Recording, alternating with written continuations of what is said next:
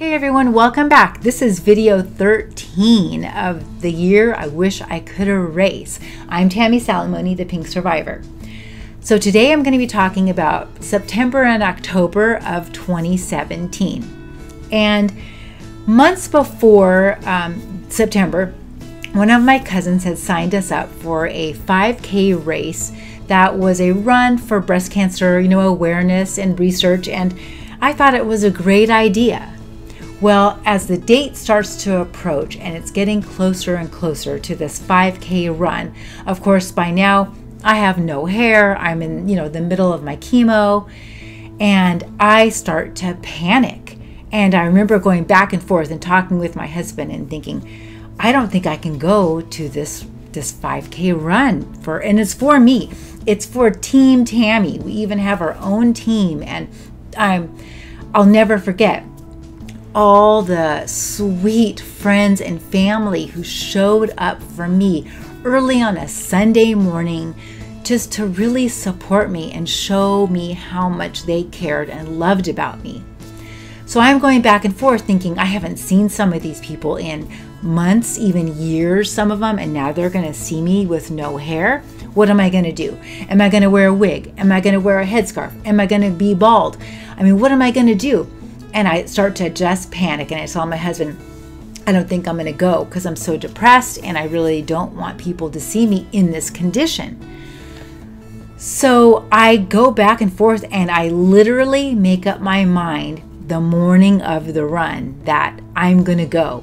A, it's the right thing to do. B, all these other people are showing up for me. How can I let them down and not be there?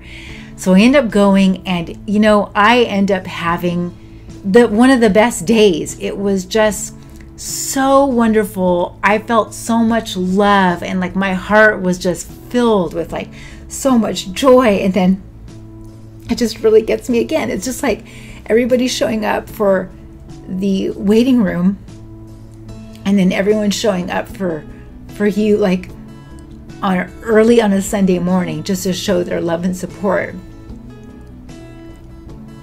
Just really meant a lot. So thank you all. So then my next big hurdle in October was October 4th, and it was my last chemo. And I remember just counting down to get to those 12 weeks of chemo, and I finally got there, and I was so grateful and so happy, and I wanted to celebrate that I'd gotten through chemo. And I did, and I was proud of that accomplishment. But I found myself back there exactly 1 week later to continue on with my Herceptin infusions. So the celebration was short-lived, to say. It was just 1 week later, I'm back in the chemo center, and there I am. And I have 17 of these Herceptin infusions. So I'm going to continue this every 3 weeks until I get to June of 2018. So I've got a long road ahead of me still, even though chemo's done. And I start to resent these Herceptin infusions. Why do I have to have a year of Herceptin? Who says that it has to be a year? Why can't it be 6 months or 9 months? Or, why am I even having to do this? I already did chemo. Haven't I done enough? And it's not until I really start to research Herceptin and how the drug came about and how actually new it was at the time. It wasn't very old and hadn't been used for that many years before I am receiving Herceptin.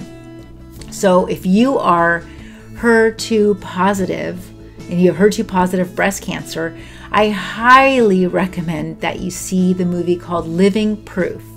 And it talks about Dr. Dennis Slayman, and he is still out of UCLA in Los Angeles. And he played a big role in the development of Herceptin. And once I learned more about the drug and how drug trials actually work, I am so grateful for all the women who came before me, who participated in those drug trials, and some of them lost their lives so that I could have mine. You don't really realize how hard it is to get a drug approved and what other women who have breast cancer go through. Some of them, didn't know if they were receiving Herceptin or not. and they didn't make it. So you've got to be grateful for the drugs that we have and the new drugs that are being developed. Also, I want to stress that Herceptin took my type of breast cancer from one of the lowest survival rates to one of the highest. I mean, isn't that incredible? That's why we need to continue research.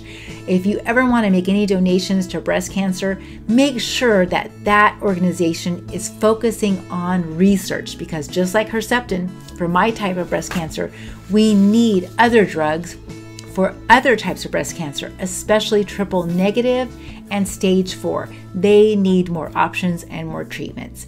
Thank you for being here. Don't forget to like and subscribe, share this channel and this video with those who it can help, and I'll see you guys next time.